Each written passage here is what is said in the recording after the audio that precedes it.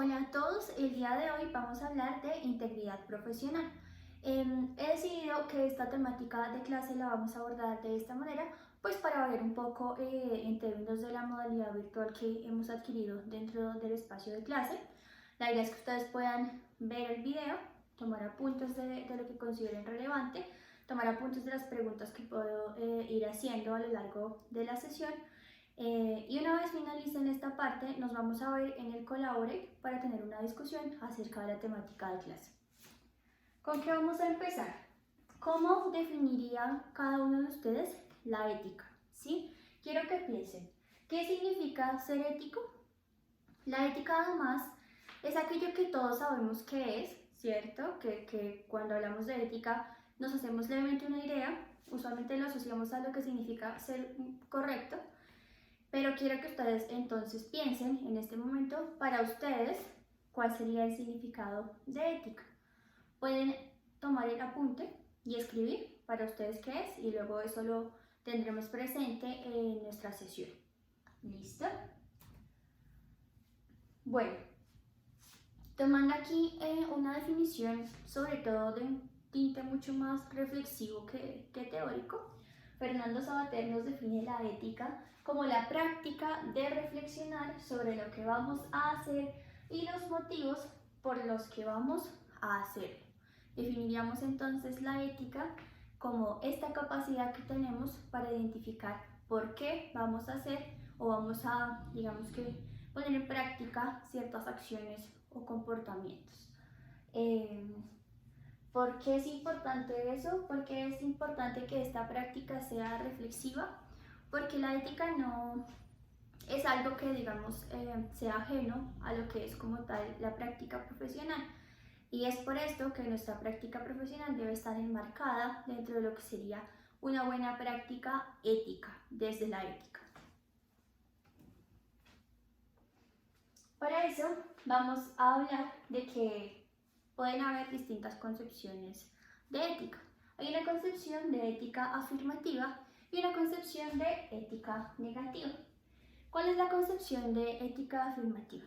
La ética afirmativa nos habla de los principios y valores que se plantean para ejercer con libertad y con autonomía nuestras acciones, sabiendo que estos valores profesionales son propios a la profesión. En la ética negativa veríamos que son el conjunto de normas, deberes y obligaciones impuestas para regir un comportamiento que está limitado al dictamen de la moral y que el fin último con el que lo hacemos es para evitar un castigo. Si se pueden dar cuenta, desde la ética afirmativa nos movemos mucho desde el valor, digamos, desde hacer cosas porque esencialmente desde la autonomía y la libertad decidimos hacer esta acción conociendo que los valores que hay detrás de lo que decimos son propios de mi profesión, por ejemplo la justicia en el caso del juez.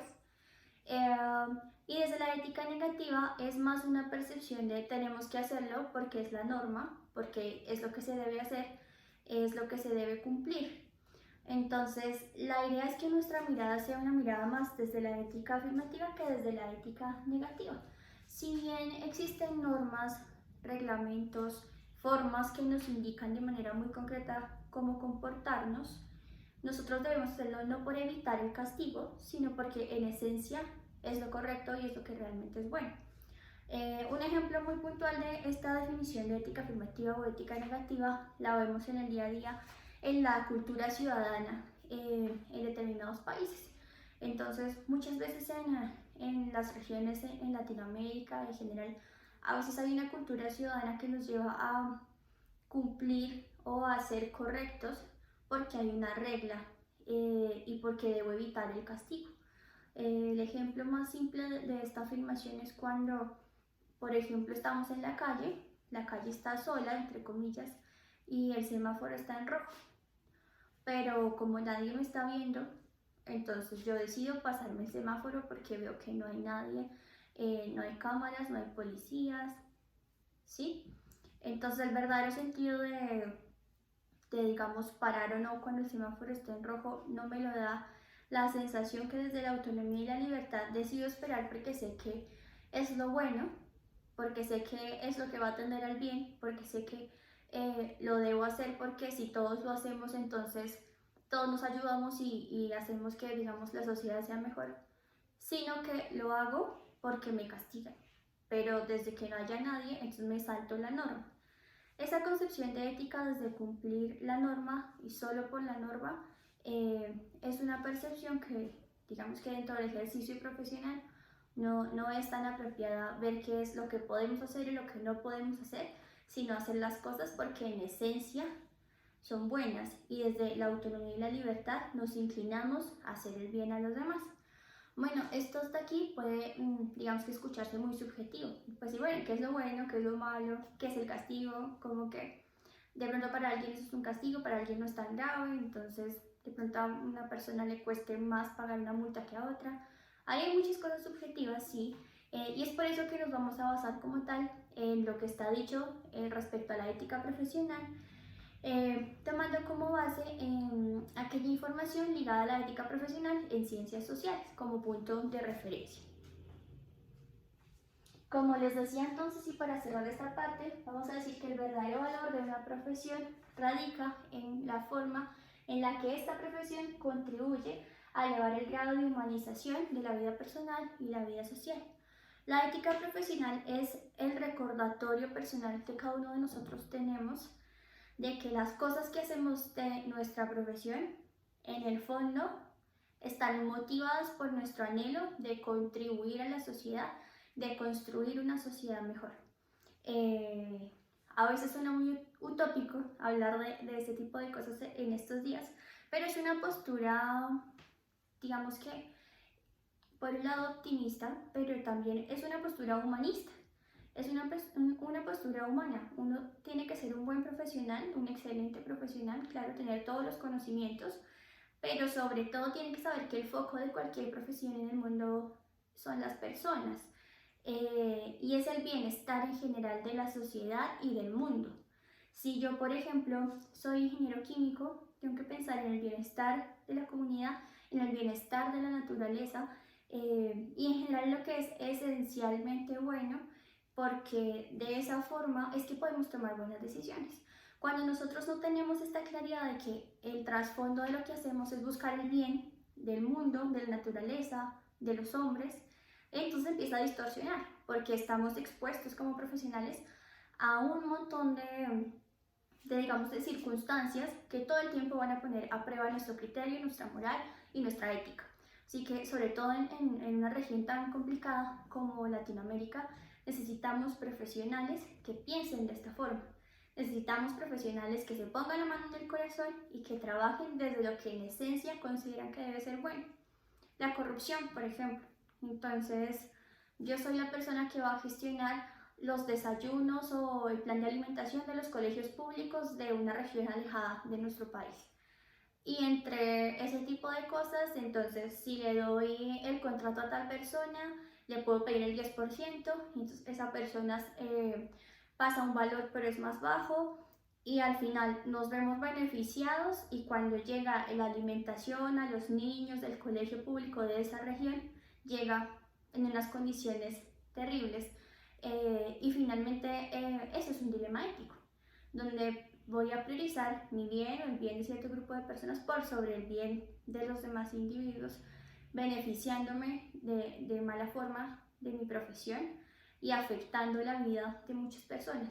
Por eso es importante la ética, y por eso les digo que es valiosa la ética afirmativa, porque es la forma de humanizar nuestra profesión, y desde los lentes de la humanización podemos tomar decisiones para el bienestar en general de la población, del medio ambiente y en general el bien común. Bueno, como les decía, el tema puede llegar a ser un poco subjetivo, así que lo vamos a ver a la luz de 4 principios. Estos son la beneficencia, la no maleficencia, la autonomía y la justicia. La beneficencia la vamos a ver primero. ¿Qué es la beneficencia? La beneficencia como tal es buscar el bien. Es esa tendencia que desde nuestra profesión buscamos el bien. Y en esto hay un criterio particular, y es que el bien profesional debe estar sobre el bien personal. ¿Eso a qué hace referencia? Que dentro del ejercicio de mi profesión, cuando yo estoy expuesto a un dilema ético, por principio, si aplico la beneficencia, sé que la decisión que voy a tomar tiene que estar siempre pensando en el bien profesional sobre el bien personal. Les voy a poner en estos casos un ejemplo de falta de ética. Una persona se acerca a mi consultorio, yo soy médico general, y resulta y pasa que me habla de que quisiera hacerse una cirugía y demás. Yo no tengo conocimientos de cirugía estética, sin embargo, sé que es una buena cantidad de dinero. Entonces, yo tuve la experiencia de hacer un curso de estética, de cirugía estética, en Brasil. Ustedes ese dilema lo han conocido mucho aquí en Latinoamérica. Yo sé que el curso no es suficiente para hacer este tipo de intervenciones. Yo sé que la vida de esta persona puede estar en riesgo y que hay una serie de efectos e impacto significativo en su salud. Pero me van a pagar 50 millones. O bueno, no pongamos tanto, 20 millones. Entonces yo pongo una sobre otra y cuando yo pienso en la oportunidad de que yo gano 20 millones por sobre los efectos en la salud que puede tener esta persona si confía en mí y yo no tengo la experticia para hacer ese tipo de procedimientos, cuando lo pensamos así, estamos poniendo el bien personal, o sea, tener una ganancia económica, sobre el bien profesional, que sería de cara a esta persona. Ese es un ejemplo, y ejemplos como esos pueden haber muchísimos en la historia actual. Les pongo otro ejemplo en el caso de imaginando mi rol como psicólogo. Entonces, digamos que yo soy psicóloga clínica general. Digamos que me quedé en el término de clínica en general. Y llega una persona que tiene un trastorno, digamos, de esquizofrenia avanzada. Y llega a mi consultorio y yo soy recién egresada, llevo 2 meses por fuera de la universidad, hice mi práctica clínica, considero que soy psicóloga clínica, soy solo psicóloga general como les dije, y llega esta persona con un trastorno esquizofrénico que puede ser un riesgo para los demás, un riesgo para sí mismo, que necesita tratamiento psiquiátrico también, una serie de apoyo de herramientas entra en crisis y entonces yo digo, si yo lo atiendo, pues tengo pacientes, empiezo a tener más gente, tengo más ganancia. Eso es bien personal, o sea, me voy a beneficiar de mi profesión, listo. Pero yo no soy una experta en temas de esquizofrenia, de paranoia, de psicosis. Para que yo pueda atender población con esquizofrenia, debo tener un magíster, aunque sea mínimo, un magíster en psicología clínica. Si yo no tengo el magíster, llevo 2 meses de recién egresada y llega una persona con estas características a mi nuevo consultorio, el bien profesional es el que me dice, no debo atender a esta persona. ¿Por qué? Porque es importante que esté bien y yo en este momento no tengo la preparación para garantizarle un tratamiento óptimo de su situación de salud mental. Así que yo debo dejar de lado mi bien personal, que es la posibilidad de tener más clientes, de crecer, de desarrollarme, de ganar dinero, por priorizar el bien profesional, que el bien profesional me dice que debo proteger la salud mental de esta persona. Así que lo correcto es remitirla a un profesional que ya tenga los conocimientos, los estudios correspondientes para tratar este tipo de problemáticas. Ese es un ejemplo de beneficencia. Luego tenemos la no maleficencia. ¿Qué es la no maleficencia? Es, si no puedo hacer el bien, por lo menos no hago el mal. Esa es como la premisa sencilla de entenderlo. Por sobre todo, no hacer daño. Si yo no puedo hacerle el bien a esta persona, tampoco le hago el mal. ¿Sí? Digamos que la beneficencia y la no maleficencia están, digamos que en borderline. En la vida real no es como que se vea solo beneficencia o solo maleficencia, no, los principios van a estar ahí, digamos que todo el tiempo cruzándose entre sí y además no hay un libro escrito de cómo resolver dilemas éticos. Cuando yo vi estos temas de ética en la universidad, la profesora con la que lo veíamos nos decía mucho eso. Quisiera darles un libro, un manual, no hay. Cada caso es distinto, cada problema es distinto, ustedes van a enfrentar a múltiples situaciones y deben basarse en el criterio de la ética afirmativa y en los 4 principios para buscar que de cierta forma puedan cumplir que la decisión se tome con base en esta información. La no maleficencia entonces es, si no puedo hacerle el bien a esta persona, al menos no le hago un daño. Ejemplo, me contratan a mí para hacer todo un tema de publicidad de una empresa. Es una pequeña empresa y está en este momento pues empezando a crecer y quiere tener un, digamos que, mayor visibilidad y recurre a nosotros, comunicadores, no sé, o estudiantes de comunicación, porque, no sé, un amigo le dijo que yo sabía y bueno, como es una pequeña empresa, pues está buscando alternativas a través de networking, perfecto. Y me lo dicen a mí, estudiante de sexto semestre de comunicación, y quieren una serie de infografías, videos y demás. Resulta que yo soy consciente de que todavía no tengo el conocimiento de como tal lanzar una campaña publicitaria y nunca la he hecho, nunca la he hecho. Lo único que sé es lo que he visto en estos semestres de universidad, pero no he tenido una experiencia práctica y los dominios de ciertas técnicas que tengo todavía no se han ido hacia el área de publicidad, o sea, esa área ni siquiera la he visto. Listo, ¿le puedo hacer el bien a esa persona bien profesional? Bueno, al no ser una persona experta en el tema, pues no puedo garantizarle un bien profesional. No va a primar el bien profesional sobre el bien personal porque no hay un bien profesional que le pueda ofrecer en este momento. Si no le puedo ofrecer un bien, al menos no busco hacer daño. ¿Cómo haría daño? Que sin tener ni el más mínimo conocimiento, yo diga que lo voy a hacer y lo haga mal. Yo decía que lo voy a hacer y lo hago, pero al no tener los conocimientos no funciona. O la forma en la que diseño las piezas y demás es poco atractiva, no cumple con ciertos criterios y lo que hace es que la gente termina viendo este tipo de imágenes y puede causar el efecto negativo, ¿sí? Más bien repulsión hacia la marca en lugar de atracción hacia la marca. Entonces, si yo no puedo hacer el bien, al menos evito hacer el mal. Ese sería como el centro del principio de no maleficencia. Luego va el de autonomía. ¿Qué nos dice el principio de autonomía? Nos dice que, digamos que de cierta forma se une con lo que sería el tema de la libertad. Eso implica que el ejercicio de la profesión debe darse con independencia y, como ya lo dije, con libertad. Frente a eso, hay dos tipos de autonomía: la autonomía del profesional y la autonomía del beneficiario. ¿En qué consiste cada una de esas? La autonomía del profesional significa que independientemente de lo que yo vaya a realizar, yo tengo derecho, autonomía y libertad de elegir si lo hago o no lo hago.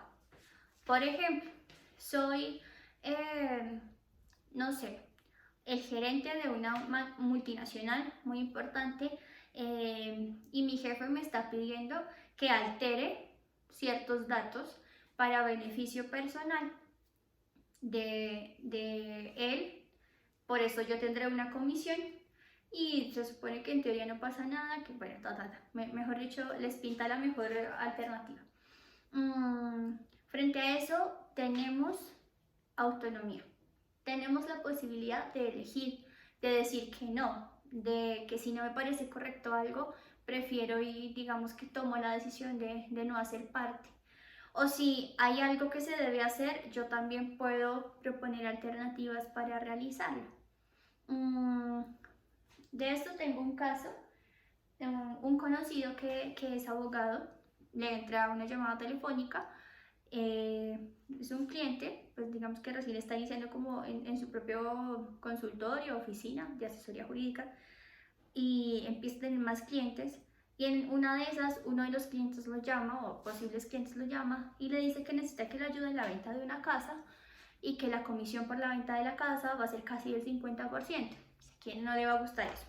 Vendamos esta casa, vale 500 millones, le damos a usted 250. ¿Atractivo? Atractivo, ¿cierto?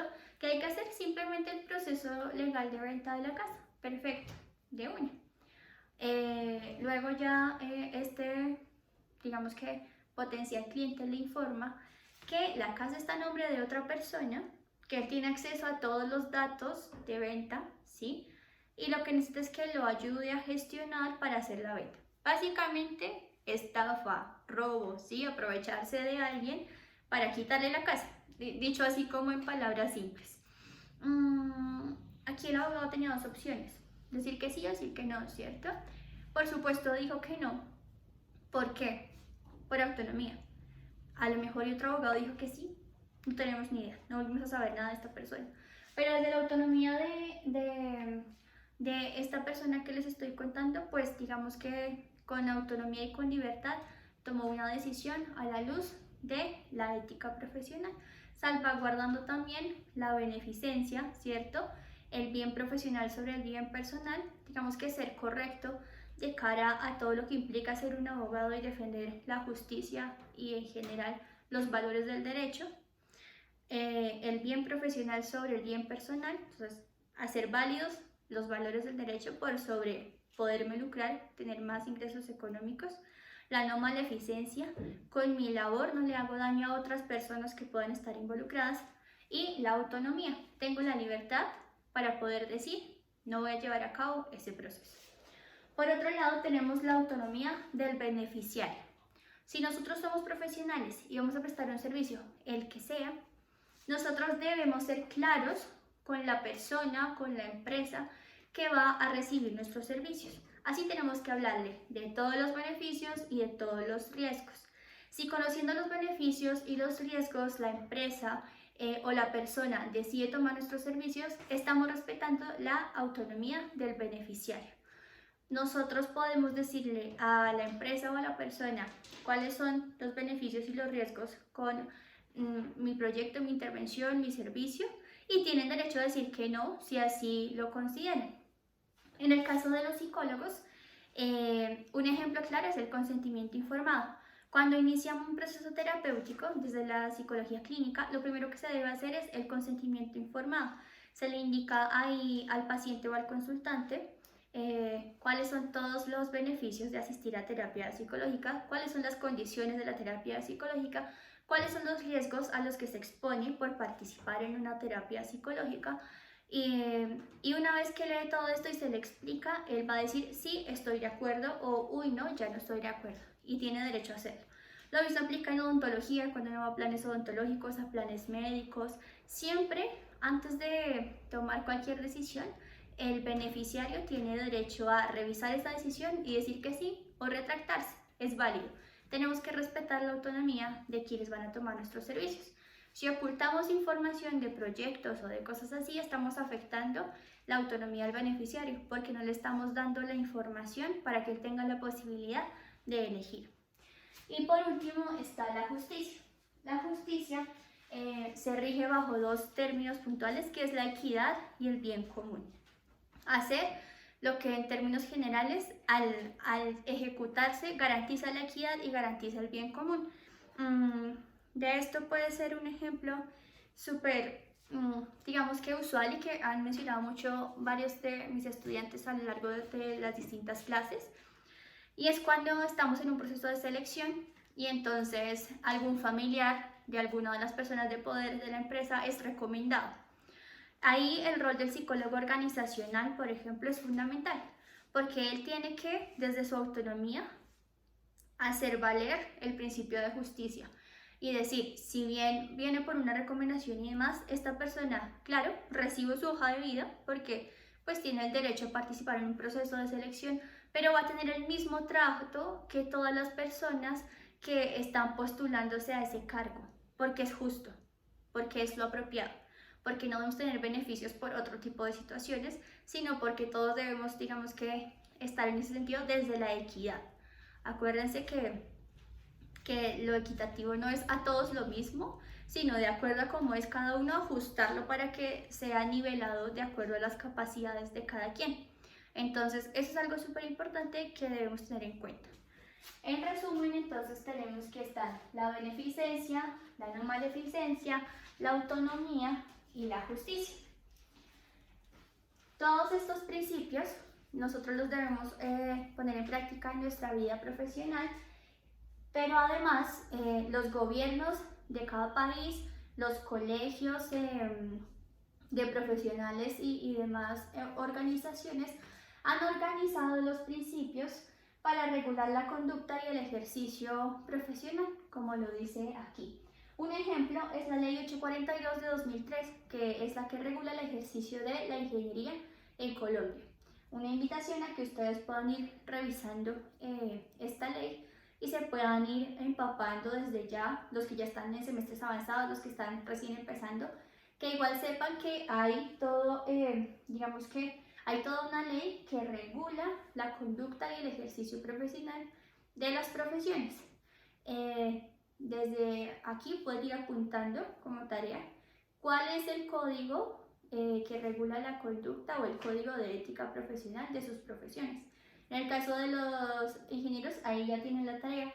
En el caso de, por ejemplo, el psicólogo, es la ley 1090 del 2006, está el código también para administradores y bueno, ahí se van a dar cuenta que hay principios y normas en general para regular el comportamiento profesional. Bueno, teniendo en cuenta esto, entonces vamos a analizar dos casos. El caso 1 es el caso CP. Ambos casos que vamos a analizar son casos reales, son casos que trajeron sus compañeros el anterior semestre y lo que hacemos es que los analizamos. Seguramente con los casos que ustedes traigan este semestre, pues tendremos insumo para el próximo. En el caso de CP, tenemos que CP es un ingeniero civil. Es un ingeniero civil que trabaja en una empresa de alcantarillado. ¿Con qué? Con obras que habilitaban urbanizar unos predios que no tenían alcantarillado. Cada propietario de los predios de esa región debía aportar de acuerdo a los metros que tenía el terreno, los metros cuadrados. Resulta que dentro de todo de toda esta zona había una firma constructora que tenía pues un gran porcentaje de metros cuadrados del sector. Y esta firma constructora le pide rebaja en el costo para tener beneficio económico a ellos y darle una parte a él. Entonces que le dijeron, no, mira, son tantas cantidades de metros cuadrados y de pronto tú nos bajaras un poco y te damos tanto, así. ¿Qué decisión toma CP? Él dice que no y la liquidación fue justa, fue según el terreno. ¿Qué podemos analizar a la luz de la ley? Tenemos dos artículos. El artículo 32 nos dice prohibiciones generales a los profesionales. Solicitar o recibir directamente o por interpuesta persona gratificaciones, dádivas o recompensas en razón del ejercicio de su profesión, salvo autorización contractual o legal. Si se dan cuenta, el Código Deontológico de los Ingenieros en Colombia prohíbe este tipo de prácticas. No solo estamos hablando, como les decía, de que por esencia y por ética afirmativa está mal, sino que ya saben, los principios se aterrizan en normas de comportamiento. Entonces, estos principios se aterrizan y nos dicen sí, en efecto, en términos de la norma, un ingeniero no puede hacer eso. Y tenemos, por ejemplo, el artículo 36, que nos dice prohibiciones a los profesionales respecto de la dignidad de sus profesiones. ¿Qué dice? Recibir o conceder comisiones, participaciones u otros beneficios ilegales o injustificados con el objeto de gestionar, obtener o acordar designaciones de índole profesional o la encomienda de trabajo profesional. Es decir, que en Colombia está regulado que como ingenieros no es posible que reciban beneficios extralegales por el ejercicio de su profesión. En términos de los principios de la ética afirmativa, la idea es que ustedes puedan ayudarme a analizar por qué estaría mal aceptar el beneficio económico, ¿cierto? ¿Qué tenemos ahí? Beneficencia. Bien personal sobre bien profesional. Si nosotros decidimos recibir el beneficio económico, estamos poniendo el bien de nosotros por sobre el bien en sí mismo de la profesión. Si optamos solo por nuestro beneficio, ahí ya estamos actuando mal. Ahora, recibir menos dinero, ¿qué implica? Reajustes. Si recibimos menos dinero, ¿de dónde va a salir el dinero? Para el alcantarillado. Tendríamos que comprar material más barato, tendrían que haber modificaciones en gestión, en mano de obra para que yo pueda tener este beneficio económico que me están ofreciendo si bajo el costo. O sea, si yo elijo aceptarlo, voy a sacrificar el bien profesional para garantizar mi bien personal. Maleficencia o no maleficencia.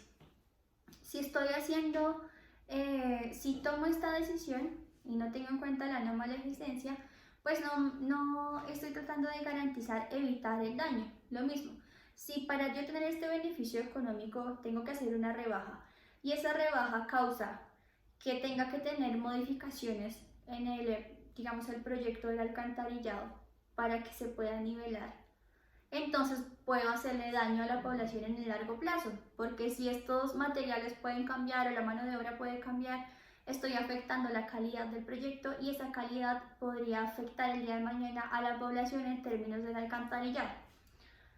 Cosas que pasan mucho, lastimosamente, en nuestro país, ¿cierto? Autonomía del beneficiario. Uy, por ahí está ladrando mi querida mascota, como siempre. En la autonomía del beneficiario, entonces yo tengo la libertad y la autonomía para ejercer desde la libertad mi decisión. Y las demás personas tendrían derecho de saber, ¿cierto? O sea, si yo voy a hacer esto con la firma constructora, las otras personas también deberían conocer que se están exponiendo a otro tipo de riesgos porque se puede alterar el proyecto. Las personas van a elegir si van a continuar con el proyecto con ellos o no, ¿cierto? Si yo hiciera esto, lo tendría que hacer a escondidas, así que faltaría a la autonomía del beneficiario. Y por último tendríamos la justicia, que es el principio más evidente en este caso, ¿cierto? Y es, si yo hago esto, no garantizo la equidad, porque eso significaría que estoy favoreciendo a una población particular por encima de las otras, negándoles cierta igualdad, cierta equidad más bien en términos de la situación. Este es el otro caso. Entonces, el primer caso se los he explicado, el otro caso es el caso de CP. CP es un ingeniero recién egresado. El dilema ético que se presenta es que él menciona procesos que él no hacía, pero dijo que sí los realizaba. Él asistió a un proceso de selección, le preguntaron si sabía hacer ciertas funciones particulares y él dijo que sí. O sea, el ingeniero recién egresado, él dijo que sí, pero él en realidad no sabía. Asumió, digamos que él dice que asumió esa tarea y lo que conllevaba, y luego de que él dijo, pues digamos que sí hacía cosas que en realidad no hacía y luego le dan el contrato, él busca capacitaciones en una universidad privada para nivelarse en estos conocimientos. A partir de eso, las tres preguntas que vamos a trabajar son, primero, ¿fue ético? Segundo, ¿cuál es la relación con los principios? Y tercero, ¿qué dice la ley al respecto? Para ese ejercicio, entonces, la idea es que se basen en los 4 principios y en este caso la ley 842 de 2003, porque es la ley que, digamos que regula el tema de la ingeniería en Colombia. ¿Listo? Entonces, aquí como tal vemos que luego lo vamos a revisar en el espacio de clase. Entonces, nada, vamos a revisar ustedes si fue ético, cuál es la relación con los principios, tengan a la mano la ley que les menciono, y en el espacio de clase entonces vamos a hablar acerca de las dudas que les pudieron haber quedado de la explicación y vamos a abordar en conjunto este caso para ver a qué conclusión llegamos. ¿Fue ético? ¿Qué pasó con la beneficencia, con la no maleficencia, con la autonomía, con la justicia? ¿Qué dice la ley de lo que esta persona hizo, de la forma en la que actuó? ¿Vale? Entonces, eso sería todo en términos de la explicación de ética profesional. Nos vemos en el espacio de clase en el Blackboard Collaborate. ¿Listo? Bueno, que estén bien.